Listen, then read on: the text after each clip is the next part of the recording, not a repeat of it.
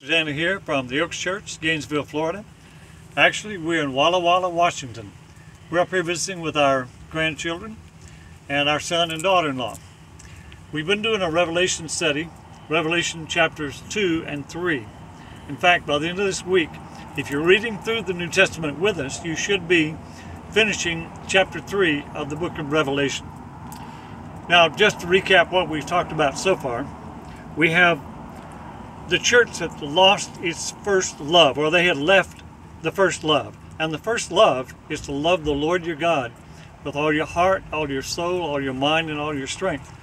Apparently, the church at Ephesus, they were doing works, but they were doing works for God, not because they loved God. The second church was the persecuted church, the church at Smyrna. And certainly, there are churches, there are people who are Christians today who are being persecuted and martyred simply because they are Christians. Then we have the compromising church, the church at Pergamos. And this church was allowing people to be influential in the church who adhered to the teaching of Balaam, and it was wreaking really major problems in the church. Then we came to the corrupt church at Thyatira. That church not only had people in the church like that, but they had put some of them in leadership.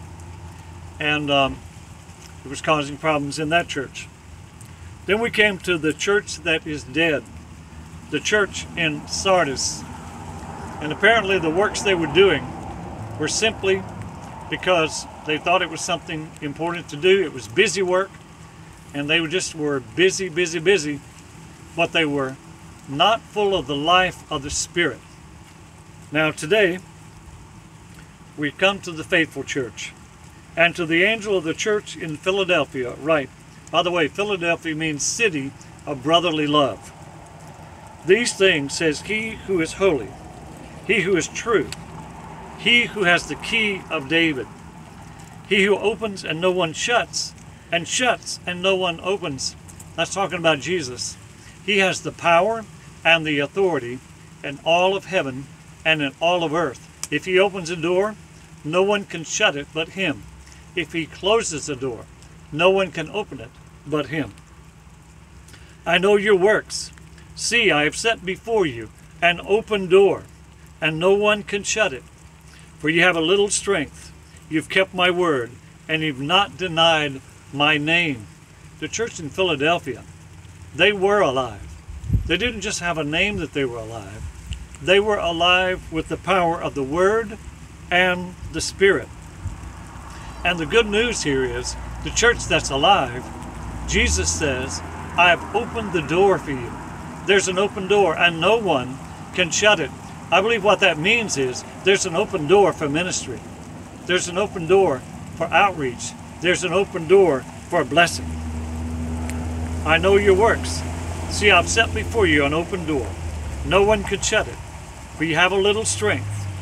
You've kept my word, and you've not denied my name. Indeed, I will make those of the synagogue of Satan, who say they are Jews and are not, but they lie. Indeed, I will make them come and worship before your feet, and to know that I have loved you, because you have kept my command to persevere. I also will keep you from the hour of trial, which shall come upon the whole world, to test those who dwell on the earth. So apparently the alive church, Christ himself, will protect us. He will keep us from the severe trials. Behold, I am coming quickly. Hold fast what you have, that no one may take your crown.